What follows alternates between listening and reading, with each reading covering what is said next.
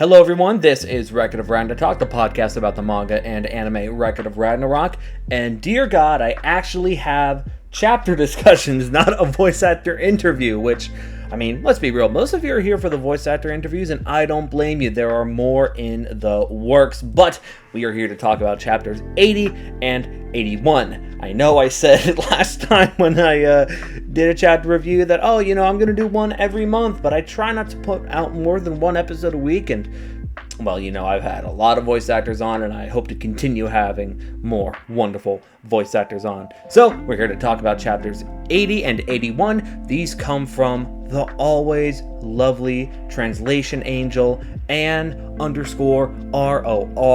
on Reddit. That absolute fucking queen has blessed us once again with high quality manga scans and translations. God bless that woman.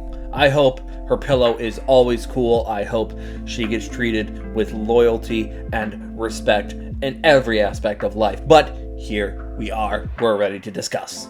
The early moments of this fight must have been a hell of a humbling experience for all of those Leonidas fans because, man, Apollo was just doing his thing. So Apollo has essentially the god's version of Jack the Ripper's weapons that Jack the Ripper used against Hercules. He has the strings of Artemis, which were shown to be able to morph into pretty much anything, which matches Leonidas' shield with his Valkyrie, and we will get into her. Oh my god, I love her already. We will get into her later, but Leonidas' shield is shown to transform into pretty much anything Leonidas wants, and Apollo's strings can do that too, and he picks boxing gloves. Well, he essentially just gloves, and Apollo is the god of boxing, and I looked it up, and he is, in Greek mythology, Apollo is the god of boxing. He's the god of a lot of things. He's the god of music, singing, archery. That was the big thing everyone was going off of. They were like, oh, archery. Okay, so he's gonna fight Simo. And again,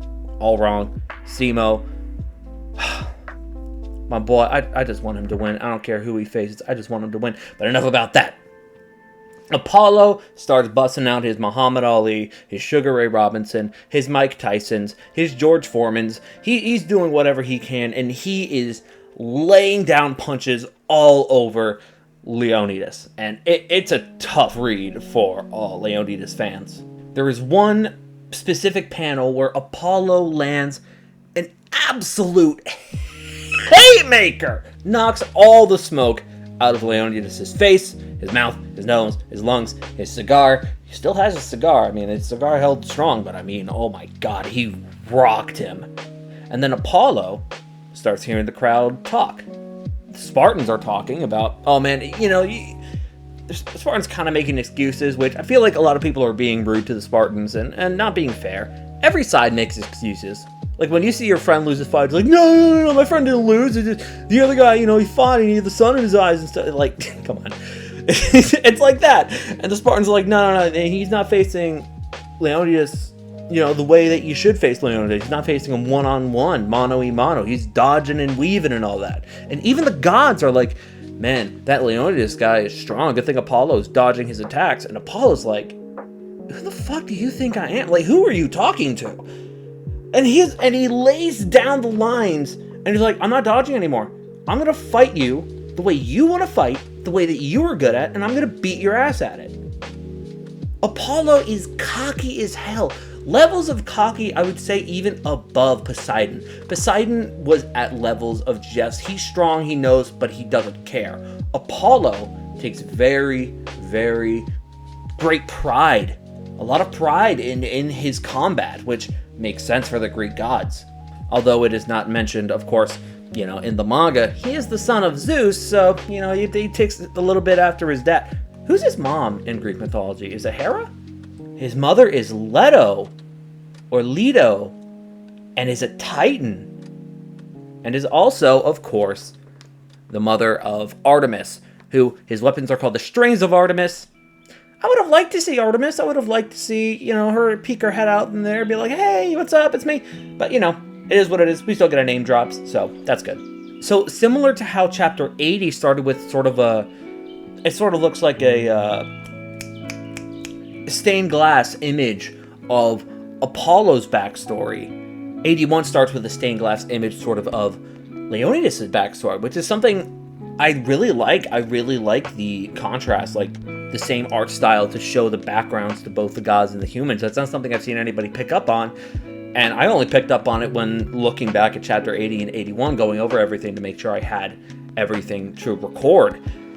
And it goes into how nobody stands in front of Sparta. Like, it's disrespectful, nobody does it, you stand in front of Sparta, you die. And Apollo, absolute Giga Chad of the sun, stands in front of Sparta. He stands in front of Leonidas. He's like, come on, let's go. Like, come at me. I'm ready. He's not going to dodge, not going to do anything like that. He wants to fight Leonidas at his own game and beat him at his own game. And this is where we are introduced to the lovely Valkyrie, Gierl. I apologize to all Scandinavians in all of history for that butchering of that Valkyrie's name, but she's awesome. She's an absolute foul-mouthed, bloodthirsty savage, just like Leonidas, and it's great to see them getting along. I love it very much. It's a shame she's probably going to die. I said that in the subreddit, and I got downvoted to hell, but let's be honest, I don't think Leonidas is taking this. I'm sorry. I just don't think he is. And this is usually in the fight where we see the humans, start to, or the one who's getting their ass kicked sort of have their comeback moment. And we're like, all right, Leonidas he's about to have his comeback moment. And Apollo just annihilates Leonidas again. Just a strong right jab to the torso. And Leonidas, he's staggering because, he took a blow to the ribs.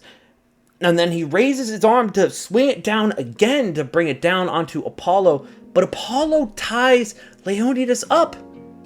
And it's just like, he just punches him again. He punches him square in the nose.